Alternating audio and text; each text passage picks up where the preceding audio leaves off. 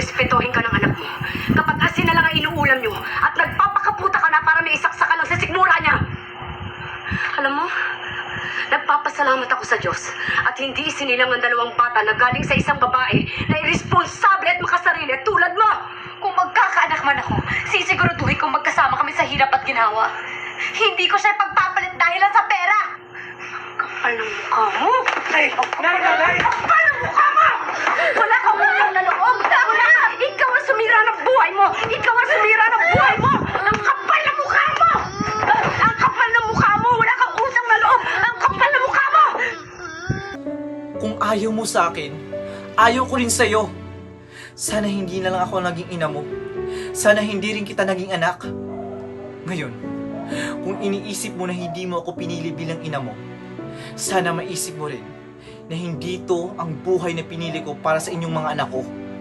Kung iniisip mo na sana binalik lang kita sa tiyan ko, sana maisip mo rin na ilang beses kong ginusto na hindi na kayo pinanganak para hindi nyo maranasan ang hirap dito sa mundo.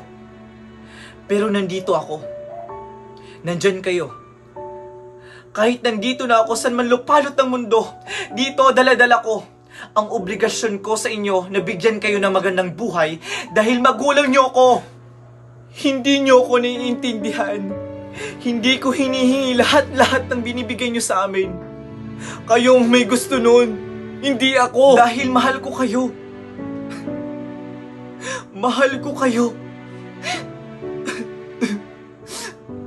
Ngayon, sabihin mo sa akin, sinasabi mong hindi kita naiintindihan? Bakit, Carla? Ako ba iniintindi mo kahit minsan? Hindi. Sarili mo lang ang iniintindi mo. Sana kahit minsan, binibigyan mo ng halaga lahat ng paghihirap ko sa inyo, lahat ng sakripisyo ko sa inyo.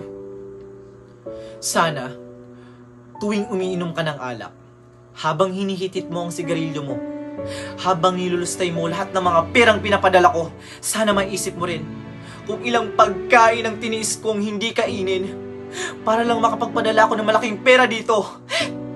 Sana, habang nakahiga ka dyan sa kutsyon mo, natutulog, maisip mo rin kung ilang taon kong tiniis ang matulog mag-isa habang nangungulila ako sa yakap ng mga mahal ko. Sana maisip mo, kahit konti, kung gaano kasakit sa akin ang mag-alaga ng mga batang hindi ko naman kaano-ano. Samantalang kayong mga anak ko, ni hindi ko man lang kayo maalagaan. Alam mo ba kung gaano kasakit iyon sa isang ina? Alam mo ba kung gaano yung kasakit? Kung hindi mo ko kayang ituring bilang isang ina, respetuhin mo man lang akong bilang isang tao. Yun lang, Carla. Yun man lang.